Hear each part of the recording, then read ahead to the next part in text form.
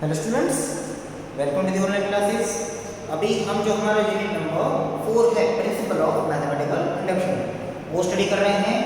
जैसे प्रीवियसली हम बात कर चुके हैं कि इस चैप्टर में जितने भी एग्जांपल हैं सभी के सभी एग्जांपल एक ही मेथड के हैं, जिसमें आपको 3 स्टेप करने हैं।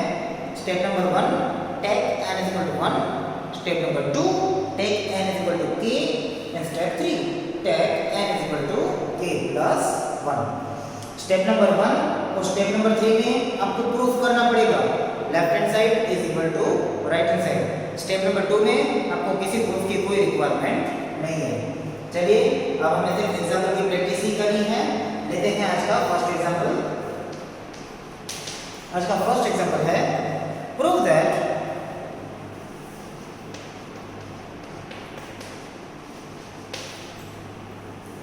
One plus x raise to n is greater than or equal to 1 plus nx for all natural numbers n। आपको प्रूव करना है 1 plus x की n power is greater than or equal to 1 plus nx। What is small n? तो small n कोई भी आपका natural number हो सकता है।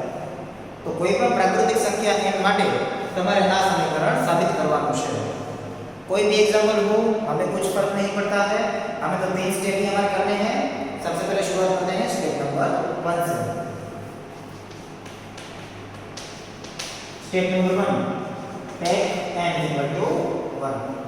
अब इस इक्वेशन में अगर मैं n की वैल्यू 1 ले लूं तो 1 + x power 1 is greater than और equal to 1 plus 1 into x। अब इसको सिंपलीफाई कर दें तो किसी की भी 1 पावर वो वही रहेगा 1 plus x is greater than or equal to x into 1 x plus 1 यानी 1 plus x। तो 1 plus x जितनी या उससे बड़ी है यानी statement 1 is true for n is equal to 1। n બરાબર 1 માટે આપેલું વિધાન સત્ય છે કેમ કે બંને સંખ્યાઓ આપણે સરખી મળી ગઈ છે। નાઉ સ્ટેપ નંબર 2 क्या है step number 2 take n = k। अगर n = k ले लें तो क्या हो जाएगा ये equation 1 plus x power k is greater than or equal to 1 plus k x। तो इस स्टेटमेंट को हम फ्यूचर में स्टेप नंबर 3 में यूज करेंगे। अगर n = 1 के लिए ये स्टेटमेंट सही है तो n = k के लिए ये स्टेटमेंट सही होना चाहिए। चलिए अब लेते हैं स्टेप नंबर 3 जो हर एग्जांपल में हमारा मोस्ट इंपॉर्टेंट स्टेप होता है। चलिए लेते हैं step number 3।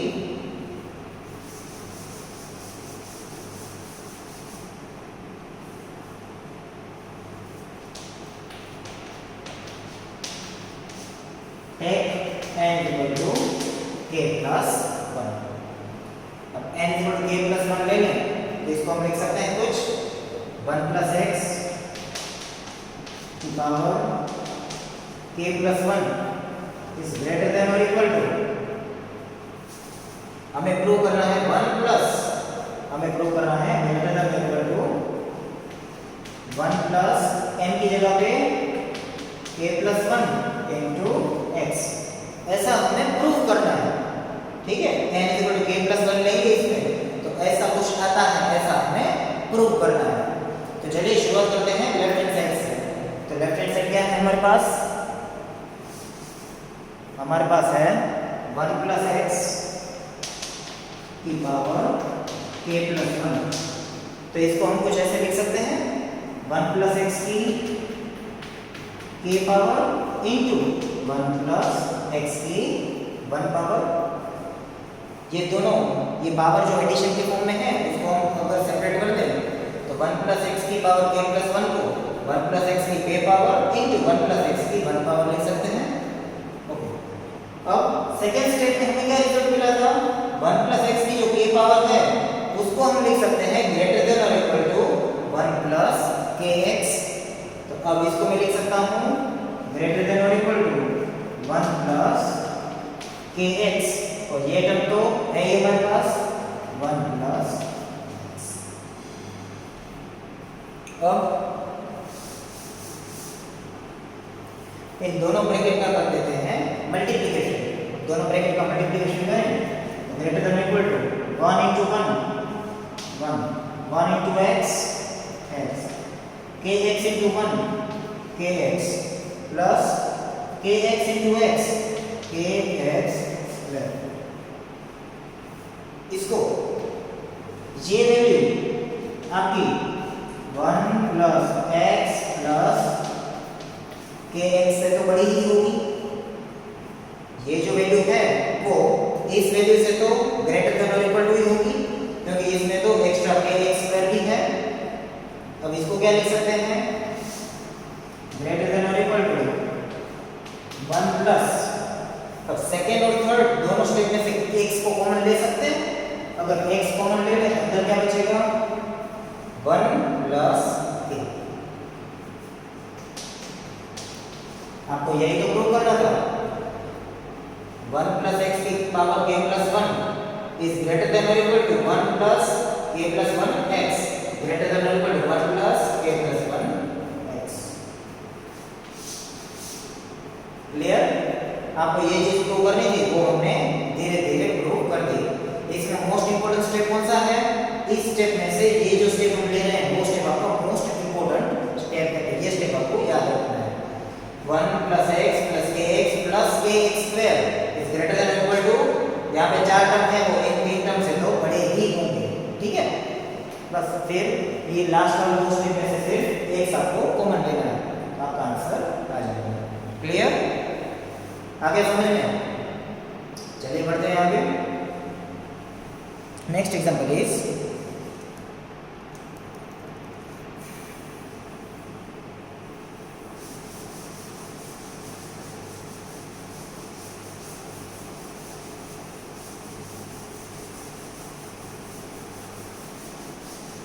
prove that 2 into 7 raised to n plus 3 into 5 raised to n minus 5 is divisible by 24। आपको प्रूव करना है कि 2 into 7 raised to n plus 3 into 5 raised to n minus 5 is divisible by 24। ये जो value मिलेगी उसको आप 24 से डिवाइड कर सकते हो, ऐसा आपको प्रूव करना है। આપણે સાબિત કરવું છે કે આ સંખ્યાને 24 વડે ભાગી શકાય છે અથવા તો આ સંખ્યા 24 ના ગુણિતમાં હશે એવું આપણે સાબિત કરવું છે। कोई भी एग्जांपल हो हमें कुछ फर्क नहीं पड़ता, हमें उसके 3 स्टेप ही करने हैं। शुरुआत करते हैं स्टेप नंबर 1 से। क्या है आपका स्टेप नंबर 1, टेक n = 1। चलिए n = 1 लेते हैं, तो 7 2 into 7 की 1 पावर प्लस 3 into 5 की 1 पावर माइनस 1, 2 into 7 की 1 पावर 7 प्लस 3 into 5 की 1 power 5 minus 2 into 7 14, 3 into 5 15 minus 5, 14 plus 15 minus 5 10, 14 plus 10 24। तो 24 is divisible by 24। 24 को तो 24 से डिवाइड कर ही सकते हैं, यानी कि given statement is true for n = 1। n = 1 के लिए आपका जो स्टेटमेंट है वो सही है। क्लियर? आगे समझ में? चलिए હવે n બરાબર 1 માટે તો આપણે ઉદાહરણ સત્ય છે वो આપણે સાબિત કરી દીધું છે।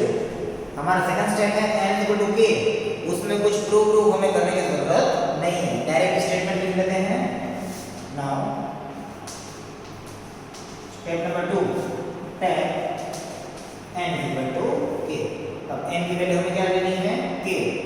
अब n की वैल्यू k ले लें तो क्या होगा, 2 into 7 raised to k plus 3 into 5 power k minus 5 is divisible by 24।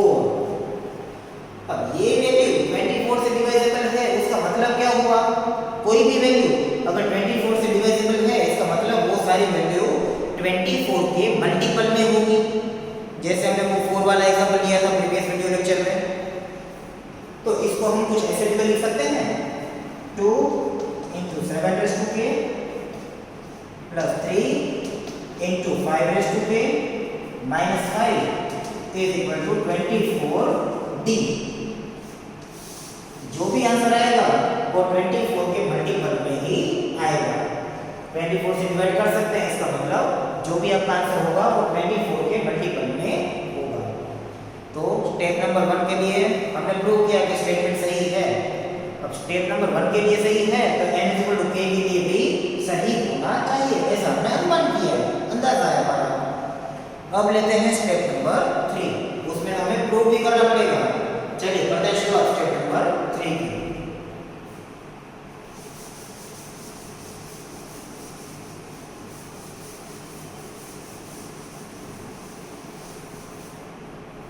Step number 3,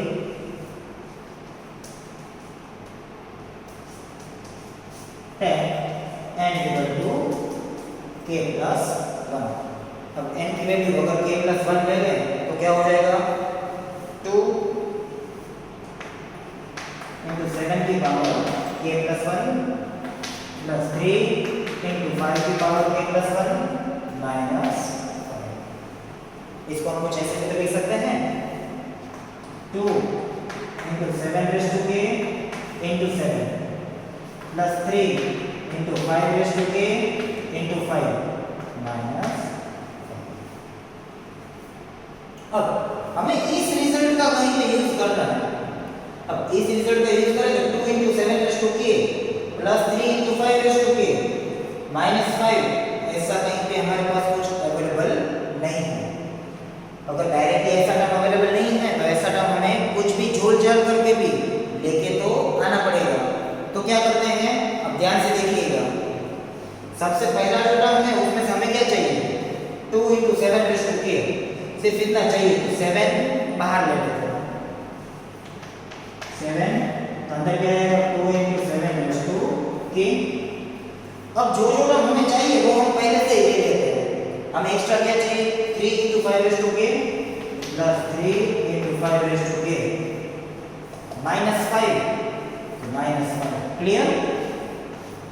हमने ये दो टर्म एक्स्ट्रा ऐड किए हैं तो उसको माइनस कर देते हैं। Plus 3 into 5 raised to k तो minus 3 into 5 raised to k minus 5 उसको कैंसिल करने के लिए प्लस 5। तो ये हो गया आपका bracket complete. 7 as it is, पहला टर्म भी एज इट इज। अब ये दो टर्म हमने ऐड किए, क्यों? क्योंकि हमें इस रिजल्ट का यूज करना है। अब ये जो दो टर्म एक्स्ट्रा ऐड किए थे उसको माइनस भी कर दिए। अब ये तो सिर्फ पहले टर्म का लिखा है, plus 3 5 5 raised to k plus 15 3 into 5 15 into 5 raised to k minus 5। Clear? अब ये जो ब्रैकेट बनाया हुआ है तीन टर्म, उसकी जगह पर क्या लिख सकते हैं? उसको हम लिख सकते हैं 24d। लिख देते हैं 7 into 24d minus 3 into 5 raised to k plus 5 plus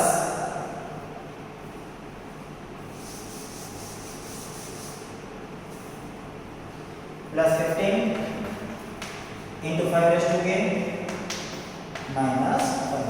अब 7 को ब्रैकेट के अंदर मल्टीप्लाई कर देते हैं तो क्या हो जाएगा? 7 into 24d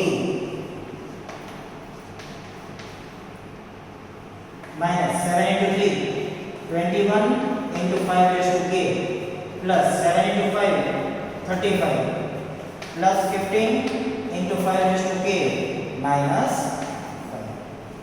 अब इसको सिंप्लीफाई कर दें तो हमारे पास क्या बचेगा? 7 into 24 into d, 7 into 24 d, minus 21 5 raised to k plus 15 5 raised to k, minus 21 plus 15 यानी माइनस कितने होंगे 6 5 raised to k, 35 minus 5 that is 30. Clear? अब 7 into 24d, अब इन दोनों में से मैं क्या कॉमन ले सकता हूँ? मैं कॉमन ले लेता हूँ माइनस 6, तो अंदर क्या बचेगा 5 raised to k minus 5. फिर से मल्टीप्लाई करके देख लीजिए अगर आपको गलत लग रहा है तो 6 into 5 raised to k minus minus का मल्टीप्लिकेशन प्लस 6 into 5 30. अब इसको मैं लिख सकता हूँ 7 into 24d minus 6p. अब ये p मैंने क्यों लिखा है? तो यहाँ पे p नहीं आएगा, यहाँ पे आएगा 4p. ये 4p क्यों? तो यहाँ पे k की वैल्यू कोई भी ले लो, k की यहाँ पे कोई भी वैल्यू ले लो, आपका जो आंसर आएगा इस ब्रैकेट का वो ऑलवेज 4 के मल्टीपल में ही आएगा. मैं આ કાઉન્સની જગ્યાએ લીધા છે 4p. 4p उसको हम लाऊं છું અહીં તમે k ની કિંમત કોઈ પણ લઈ લો, આ કાઉન્સનો જવાબ હંમેશા તમને 4 ના ગુણિતમાં જ મળશે. अगर लेते हैं k = 1 तो 5 की 1 पावर 5, 5 - 5 0, 0 को आप 4 से डिवाइड कर सकते हो. अगर लेते हैं 1 तो 5 की 1 पावर 5, 5 - 5 0. अब 2 लेते हैं तो 5 का स्क्वायर 25, 25 minus 5 20, उसको आप 4 से डिवाइड कर सकते हो. अगर पावर 3 लेते हैं 5 पावर 3, 125 minus 5 120, 120 को भी आप 4 से डिवाइड कर सकते हो. यानी यहाँ पे आप k की वैल्यू कोई भी ले लो, जो भी आंसर आएगा वो ऑलवेज 4 के मल्टीपल में ही आएगा. हम उसको लिख देते हैं 4p. तो फाइनली हमारे पास बचा क्या है 7 into 24d minus 6 into 4 24p. अब इन दोनों में से 24 ले लेते हैं कॉमन, तो 24 कॉमन ले लें तो अंदर क्या बचेगा 70 minus p. यानी जो भी आपका आंसर आ रहा है वो 24 के तो मल्टीपल में ही आ रहा है. यानी कि n = k + 1 में भी हमारा प्रूव हो गया कि आंसर इज डिवाइजेबल बाय 24. हमारा जो भी आंसर आ रहा है वो 24 के मल्टीपल में आ रहा है. 24 ના ગુણિતમાં જ આવે છે જવાબ. તો આપણે તો સાબિત કરવું છે કે આપેલી સંખ્યા 24 વડે વિભાજ્ય છે, ભાગી શકાય છે. ક્લિયર? समझाई गई? कोई भी एग्जांपल हो बिना भूले हमें 3 स्टेप ही करने हैं, स्टेप 1, स्टेप 2, स्टेप 3. इस बार सबसे इंपॉर्टेंट स्टेप कौन सा था? स्टेप नंबर 3 में 5 raised to k minus 5 को लिख सकते हैं 4p. इस ब्रैकेट का आंसर ऑलवेज 4 के मल्टीपल में ही आएगा. क्लियर? हाँ क्या समझ में? ठीक है.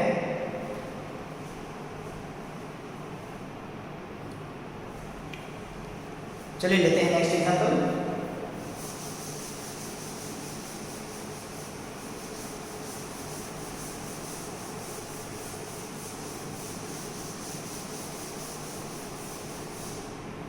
Your next example is prove that 1 square plus 2 square plus 3 square up to n square is greater than n cube by 3.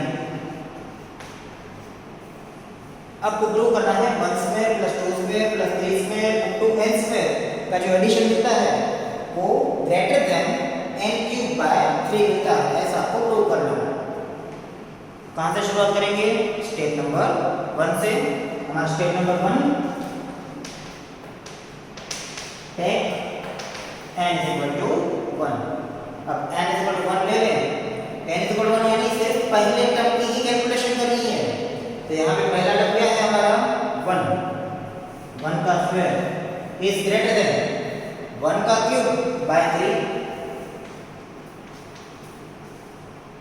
1 का स्क्वायर क्या होता है 1 इज ग्रेटर देन 1 का क्यूब 1.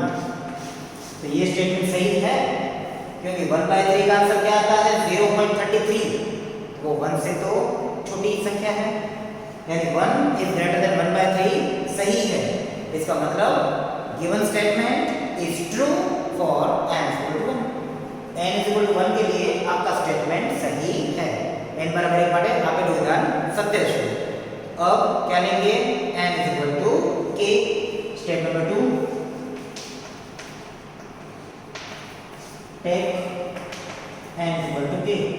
अब n इज इक्वल टू 1 के लिए ये स्टेटमेंट सही लिखा है, तो n is equal to k के लिए भी स्टेटमेंट सही होना चाहिए। तो अब हम कैलकुलेशन करेंगे पहले k टर्म्स की। पहला k पदों નો સરવાળો કરીએ આપણે, तो 1 square plus 2 square plus 3 square up to k square is greater than k cube by 3, ऐसा लिख सकते हैं। अब इस रिजल्ट का यूज करेंगे स्टेप नंबर 3 के अंदर, ठीक है। इस रिजल्ट का हमें यूज कहां पे करना है, स्टेप नंबर 3 में। तो यहां तक क्लियर हो चुका है step number 1 and 2।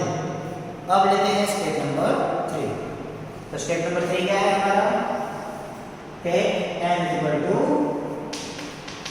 k plus 1, यानी पहले k प्लस 1 टर्म्स का हमें एडिशन करना है। तो चलिए करते हैं शुरुआत। 1 square plus 2 square plus 3 square up to k plus 1 का स्क्वायर। क्लियर, हम सिर्फ लेफ्ट हैंड साइड की भी बात कर रहे हैं।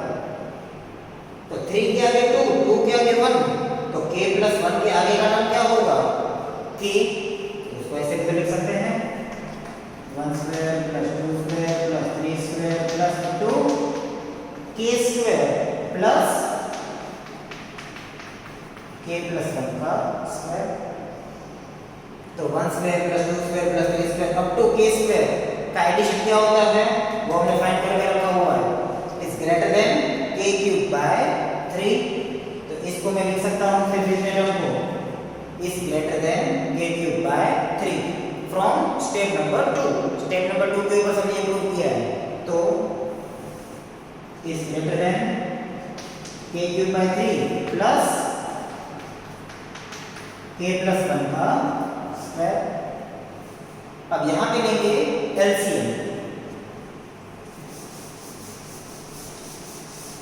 चलिए अब ले लेते हैं एलसीएम। एलसीएम क्या लेंगे, पहले स्टेप के नीचे 3 है, दूसरे स्टेप के नीचे कुछ नहीं है। एलसीएम ले लेते हैं 3, k cube as it is. तो यहां पे होगा cross multiplication 3 into k plus 1 का स्क्वायर। तो इसको हम लिख सकते हैं इज ग्रेटर देन 1 बाय 3। ये 3 को मैंने ले लिया बाहर, तो ब्रैकेट के अंदर क्या बचेगा आपके पास, k क्यूब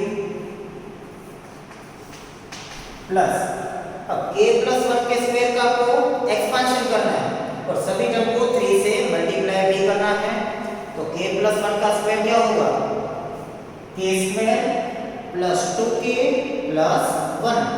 सभी को अगर हम 3 से मल्टीप्लाई कर दें तो वो हो जाएगा 3k square plus 2k into 3 यानी 6k प्लस 3, k प्लस 1 का स्क्वायर। तो अब इसको मैं थोड़ा थोड़ा अलग अलग लिखता जाऊं, तो कुछ ऐसा लिख सकता हूं, is greater than 1 by 3 k cube plus 1 plus 3k square plus 3k। अब मैं ये कहां से लिख रहा हूं, अभी आप कुछ मत सोचिए। अब इसके बाद वाला स्टेप करूंगा तो आपको ऑटोमेटिकली पता चल जाएगा। तो अब क्या बाकी रहेगा, k क्यूब हो गया, 3k स्क्वायर वो हो गया 6k, तो हमने सिर्फ 3k लिखा है plus extra 3k, 3k plus 3k 6k हो गया 3, उसमें से 1 हमने लिख दिया है प्लस 2। तो इस टर्म को कुछ इस तरीके से भी लिख सकते हैं। अब यहां से लेके यहां तक मैं बना देता हूं एक ब्रैकेट प्लस 3k प्लस 2। अगर आप सिंपलीफाई करोगे इसका तो यही टर्म आएगा, इज ग्रेटर देन 1 प्लस 3। अब इस ब्रैकेट को मैं लिख सकता हूं k प्लस वन का cube. A plus B whole cube, उसका एक्सपेंशन क्या होता है?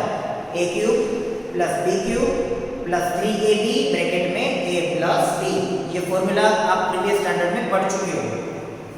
अब ये हो गया plus 3k plus 2।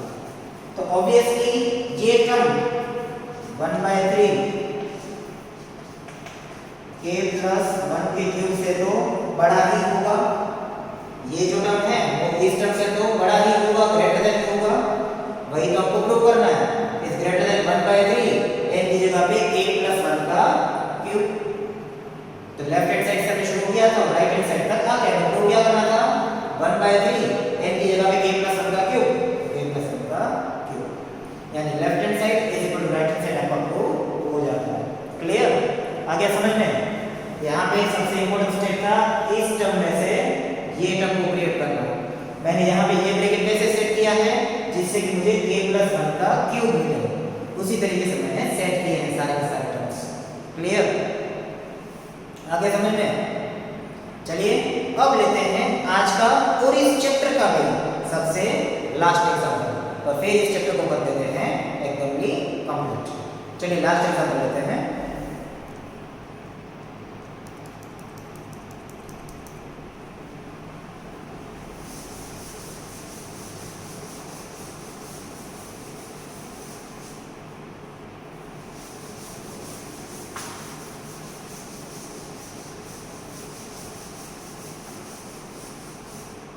Prove that a into b की n power is equal to a raised to n into b raised to n। ऐसा आपको प्रूव करना है। ये तो बाकी के सारे एग्जांपल से एकदम इजी एग्जांपल है। सबसे पहले स्टेप नंबर 1 क्या है? हमारा step number 1, take n is equal to 1। अब n is equal to 1 ले लें तो लेफ्ट हैंड साइड आपका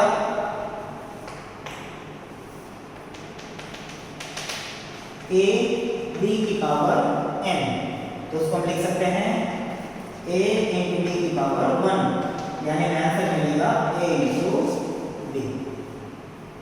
नाउ राइट हैंड साइड, तो राइट हैंड साइड है a raised to n into b raised to n। a की 1 power into b की 1 power, that is also a into b। तो left hand side is equal to right hand side हो गया। यानी कि n is equal to 1 के लिए हमारा जो स्टेटमेंट है वो एकदम सही है।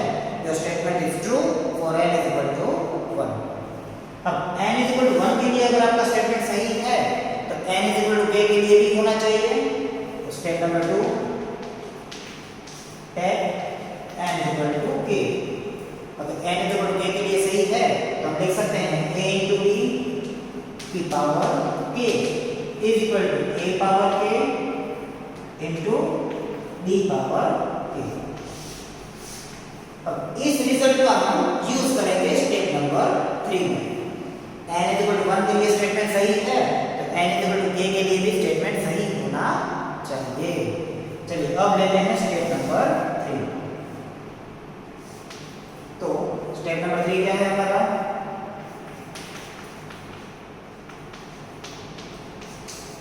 Take n is equal to k plus 1। अब n is equal to k plus 1 ले लें तो left hand side a into b की पावर n, तो उसको लिख सकते हैं a into b की पावर k प्लस 1। अब a into b की पावर k प्लस 1 यानी a की power b k plus 1 into b की power b k plus 1। Okay, अब इसको ऐसे लिखो या फिर अगर आप चाहें तो कुछ ऐसे भी लिख सकते हो।